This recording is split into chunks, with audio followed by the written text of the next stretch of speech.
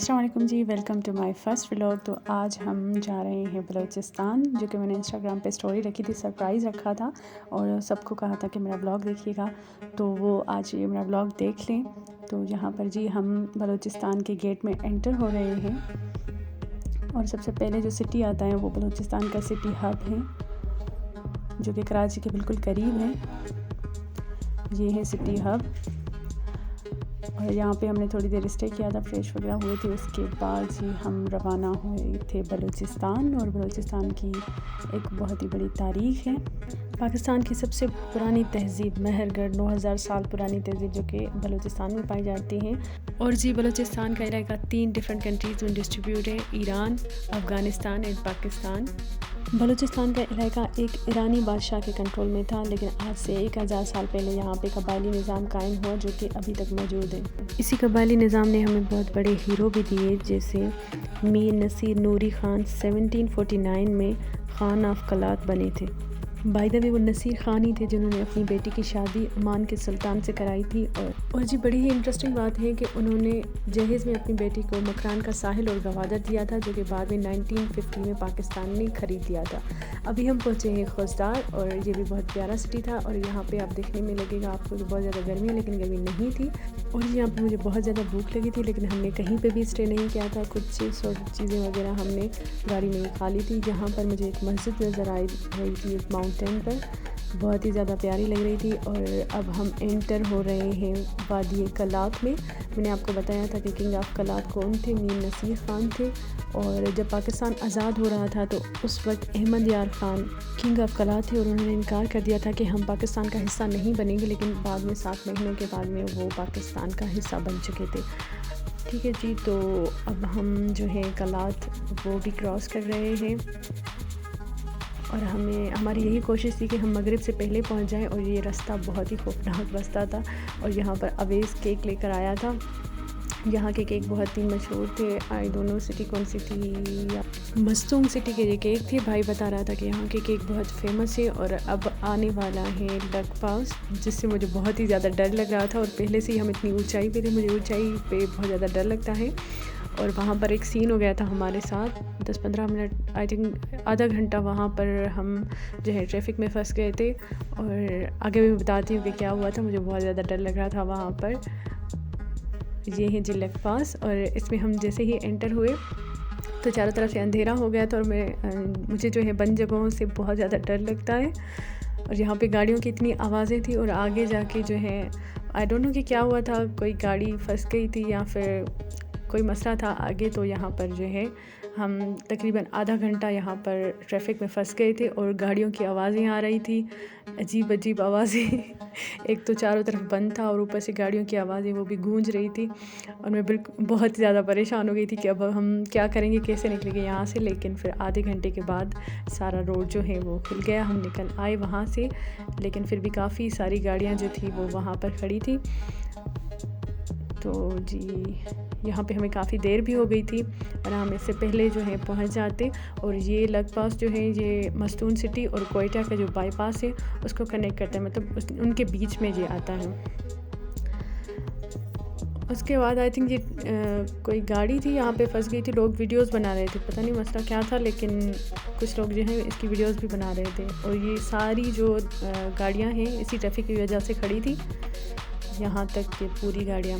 और अभी हम कोयटा बाईपास जो है वो क्रॉस करेंगे, कोयटा टोल प्लाज़ा। और मौसम आप देख रहे होंगे, इतना प्यारा मौसम था यहाँ का। और जी वेलकम टू कोयटा। और यहाँ पे जी सूरज भी हमें बाय बाय कर रहा था लेकिन कोयटा अभी तक दूर था। चलो जी पहुँच गए फाइनली हम। और ये है कोयटा का टोल प्लाज़ा। बहुत ही प्यारी सी हवा लग रही थी यहाँ पर, मौसम भी बहुत प्यारा था। और ये जी देखें आप, मतलब मुझे लग रहा था ये सिटी किसी पहाड़ पर बना हुआ है ना। हम ऐसे ऊपर ही ऊपर आ रहे थे और सारे घर वगैरह सब नीचे थे, बहुत ही अच्छा लग रहा था। और यहाँ पर आगे जाकर एक और सिटी भी था, सिटी नहीं टाउन था वो, हज़ारा टाउन, आपने भी सुना होगा। अभी हाल ही में एक जो है प्रॉब्लम हुई थी उनके साथ, उनके कुछ लोगों को शहीद किया गया था। तो भाई बता रहे थे कि ये हज़ारा कम्युनिटी का जो है इलाका है और यहाँ पर जी उनका कब्रिस्तान है, ये सामने वाला। और यहाँ पर हर कोई एंटर नहीं हो सकता सिक्योरिटी की वजह से। बहुत ही खूबसूरत तरीके से बना हुआ था ये।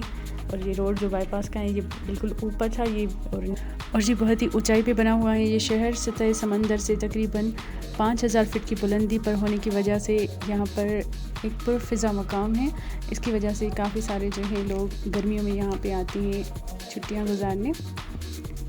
और तारीख़ी शहर होने की वजह से यहाँ पर आपको बहुत ज़्यादा तारीख़ी चीज़ें भी मिलेगी। यहाँ पे एक म्यूज़ियम भी है पुराना, लेकिन अनफॉर्चुनेटली 1935 में यहाँ पर एक बहुत बड़ा ज़िलज़िला आया था जिसकी वजह से पूरा कोयटा शहर तबाह हो गया था। और उस ज़िलज़िले की वजह से यहाँ पर बहुत ज़्यादा तबाही हो गई थी, कोई भी इमारत बाकी ना बची थी। और उसके बाद अब जो है यहाँ पर ज़िलज़िले का ख़तरा होता है, इस वजह से कोई भी आपको इमारत डबल या ट्रिपल स्टोरी पे नहीं मिलेगी, मतलब बहुत कम ही नज़र आएगी। यहाँ पर बहुत सिंपल से घर थे क्योंकि यहाँ पे ज़िले का ख़तरा बहुत ज़्यादा होता है, पहाड़ी इलाका है इस वजह। और ये है जी जबल नूरुल कुरान, इसकी भी एक अलग से हिस्ट्री है। मैं जहाँ पे जाऊँगी एक ब्लॉग बनाऊँगी और वहाँ पे मैं आपको इसकी सारी इन्फॉर्मेशन दूँगी। अभी मुझे भी इतना ख़ास पता नहीं है इसके बारे में। और यहाँ पर मैंने देखी प्रिंसेस ऑफ होप, जो कि यहाँ पर है नहीं, उसका एक मुजस्समा यहाँ पे बनाया गया है, लेकिन असल जो प्रिंसेस ऑफ होप है वो कराची के करीब एक नेशनल पार्क है बलूचिस्तान के इलाके में है, वहाँ पर है ये प्रिंसेस ऑफ होप। और इसको जो प्रिंसेस ऑफ होप का नाम दिया था एंजेलिना जोली ने 2002 में, जब वो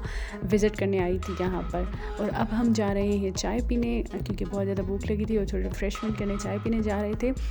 ये जी हम आए थे चाय महफ़िल पे। यहाँ की चाय बहुत ज़्यादा अच्छी है, मैंने तो 2 कप पिए थे। और यहाँ पे फैमिली हॉल भी था, लेकिन डाइनिंग जो है वो सिस्टम नहीं था आई थिंक कोरोना की वजह से। लेकिन मास्क मैंने किसी को भी यहाँ पे नहीं देखा, सिर्फ हमें ही मास्क पहना हुआ था। तो हमने गाड़ी में ही चाय पी, लेकिन चाय इनकी बहुत ज़्यादा अच्छी थी। और मैंने 2 कप पिए चाय के क्योंकि मुझे बहुत ज़्यादा अच्छी लग रही थी। और कुछ फ्राइज़ भी हमने मंगवाई थी। और हम बहुत ज़्यादा थक गए थे, बस कहते अभी घर जाएं।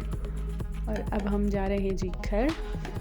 बाहर डाइनिंग बंद थी तो इस वजह से भाई ने घर पे खाना ऑर्डर किया, लेकिन हमें भूख इतनी ज़्यादा नहीं थी, बहुत ज़्यादा थक गए थे। राइस था, शाशलिक थी, कढ़ाई थी और ये थी इनकी मशहूर रोटी थी। आई डोंट नो इसे क्या कहते हैं, लेकिन नाम पता नहीं है इसका, लेकिन बहुत ज़्यादा अच्छी थी। और यहाँ पे तकरीबन बाहर से ही रोटी मंगवाते हैं, घरों में सिर्फ सालन बनता है। और जिसको भी इस रोटी का नाम आता है तो नीचे कमेंट सेक्शन में मुझे ज़रूर बताएं। उसके बाद ये मैं फजर के टाइम उठी तो माशाल्लाह से मैंने ये नज़ारा देखा, बहुत ही खूबसूरत नज़ारा था। हर तरफ अजानें आ रही थी, बहुत ही पुरसुकून फ़िज़ा थी। तो जी अब मैं आ गई हूँ कोयटा, तो कुछ दिन हम यहीं पे स्टे करेंगे। बाकी का भी कोयटा शहर आपको घुमाऊँगी, इसके लिए आपको मेरा चैनल सब्सक्राइब करना पड़ेगा। और अगर आपको मेरी वीडियो अच्छी लगी है तो इसे लाइक करें, शेयर करें। और जी मुझे अपनी दुआओं में याद रखिएगा। तो मिलते हैं नेक्स्ट वीडियो में, अपनी दुआओं में याद रखिएगा। अल्लाह हाफ़िज़।